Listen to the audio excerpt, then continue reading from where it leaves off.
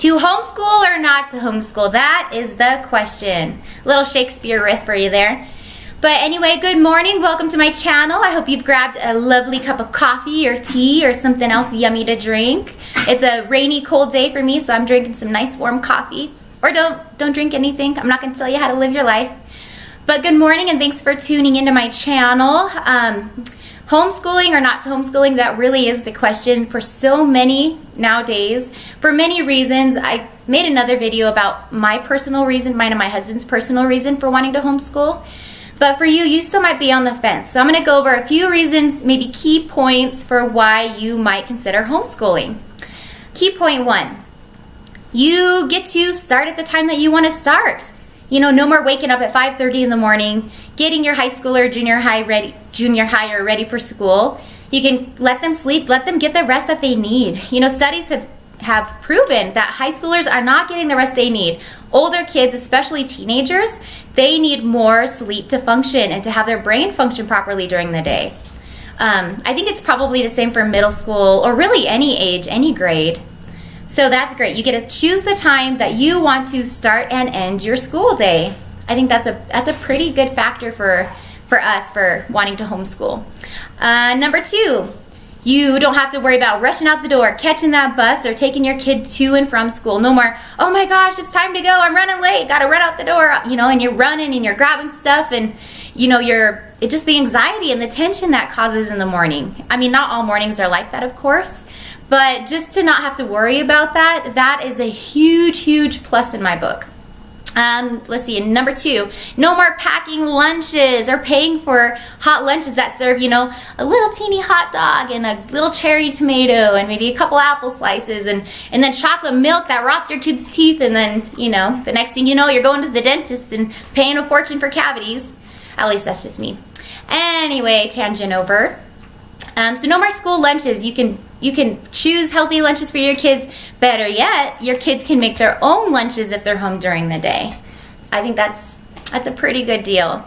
Let's see, I guess we're on number 4 now. So we've got waking up at whatever time you want. No more rushing out of the house, catching the bus. No more school lunches. What about choosing who your kids hang out with? I know that's kind of a big issue and probably one many parents consider when they're thinking about homeschooling. I mean, I trust my kids to make good friends, to have good choices and not to do things that they're not supposed to do, no matter who their friends are. But you can't choose who they hang around. You can't choose their classmates. You can't choose, you know, what peers are around them all day and, you know, inadvertently influencing them. So that's another thing. We are really going to keep socializing our children, so I'm not saying, you know, put them in a little bubble and keep them away from all things bad, but you get to have a little more say in who and when, you know, your kids hang out with and where. And I think that's a huge factor for us.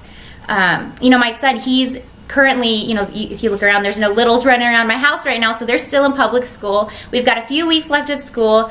I'm getting super excited planning homeschooling activities and lesson plans. But one of the reasons, you know, I talked to my 6th grader Tristan, and one of the reasons he said he's looking forward to homeschooling is the pressure to date. It's kind of crazy, you know, he's got this friend that's a girl at school, and he said, you know, all of their friends have been teasing them all year long. He said basically ruining his friendship with this girl, you know, pressuring these two to date and kiss and hold hands. And Tristan comes to me and he goes, Mom, I'm just not ready. I really like her as a friend. You know, I think she's cute and I like her, but I'm not ready to date. You know, I'm 12 years old. I'm in 6th grade. I don't want to date no one. And so you know, he's my little philosopher in the making, but he's not liking the pressure. You know, he's in 6th grade and already the pressure is so high for these kids to be socially acceptable, to date and do these, you know, jump out of their comfort zones and do these things that they just aren't ready for. So I think that's a big one on why maybe homeschooling is right for you. Another one would be standardized testing and all these other testing.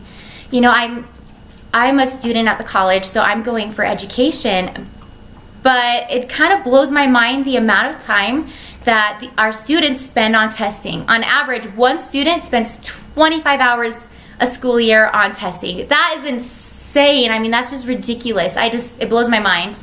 I don't understand. You know, and a lot of these are just for assessments, just so they can see where your kid's at.